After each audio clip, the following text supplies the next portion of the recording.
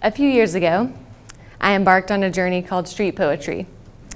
I took my 1940 Smith Corona typewriter and high hopes to a wine tasting event where I would set up my typewriter and write on-the-spot poetry for strangers for the first time.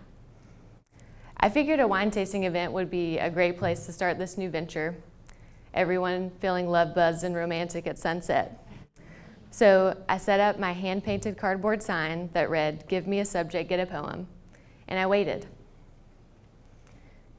Within minutes, my first co-creator walked up. She had no clue I was building the plane while flying it, and her confidence and curiosity in me was just the spark I needed. I recall that the poem was something about the color purple and maybe butterflies, but beyond that, I have no record of it.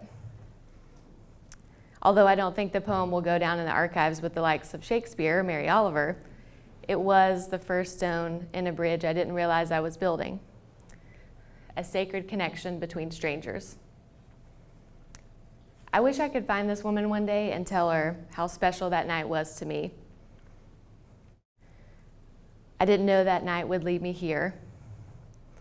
I didn't know those keystrokes would soon be tolling bells, signifying a phenomenon greater than I could have ever imagined. And 1,000 poems later, that bridge between strangers is continuing to be built. Poetry for strangers is communal healing, it's performative art, it's an escape from the digital world we live in. And I'm convinced that no matter what happens, there's a connection there that will always last. To me, a typewriter is a percussive instrument. It's a tool waiting to make an impression on both paper and people. I used to categorize all of my top poems: love, heartbreak, pets, vacations, colors, as if to barricade them from one another. And then I quickly began to notice a commonness in not only the topics, but the reactions themselves. More often than not, when I would read a poem to a co-creator, they would instinctively reach for their heart, as if moved, but also exposed. And that's when I realized that no matter the topic, no matter the person, our tenderness is the same. It's what binds us despite difference, and it's what heals us. And I think words can be that balm if we allow them to be.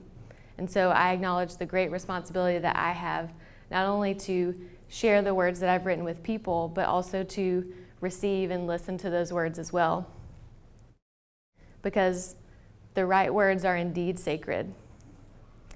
Words create pivotal moments in our lives.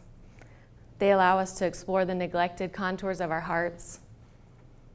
And I'm convinced that we don't all have to be poets or religious leaders or activists to make a difference or be insightful. And it would be nearly impossible for me to recount all the tales I've been told, but I at least want to give you a glimpse into this world of poetry. From loss of all sorts to love of all sorts, I've been really lucky to capture moments that really showcase human experience and human emotion. I've written for people I've never even met. One time at the market, I wrote for this frantic father of the bride who had to have a toast speech in a matter of hours for his daughter. And I don't know which of us was more nervous about that one. I think it went well. I have been recently contacted by a parent and former co-creator from a few years back, telling me that the daughter I'd written for had passed away suddenly and unexpectedly.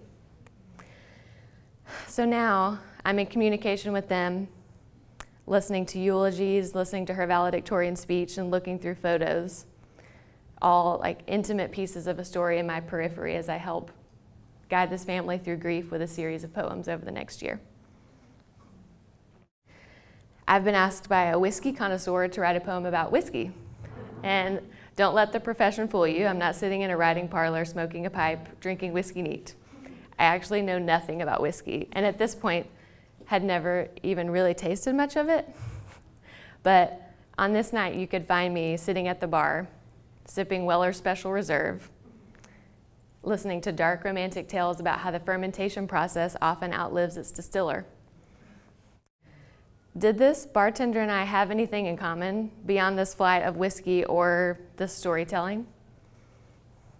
I don't know. And I think that's the beautiful part of it. My hope is that people walk away from an experience with poetry changed. Not by my words necessarily, but because they've been heard. We live in a really divisive culture, and it's easy to get caught up in that. So for me, poetry is like a bubble where our commonness is highlighted, and it strips us down to our bare hearts. And I often refer to this space as a sanctuary.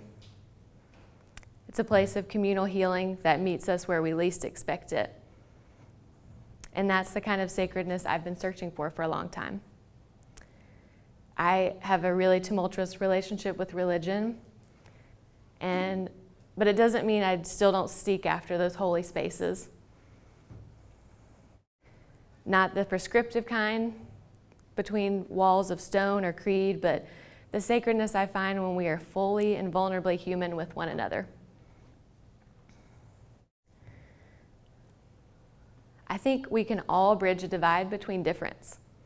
My medium happens to be poetry, but I think we're all capable of making a difference, whether it's through art or service or activism or even writing a note to your friend. I like to think of the poems that I've written as seeds scattered by a mysterious wind. They're words that have made other people happy, sure, but they're also words that have stone by stone rebuilt a sacredness I thought I would never find. Words are powerful. They are tender, sacred gifts to be held, sometimes to be shared, but always, always to be revered as sacred, because you never know the magic of the right string of words to the right person at the right time. And this is the sacredness of writing for strangers. Thank you.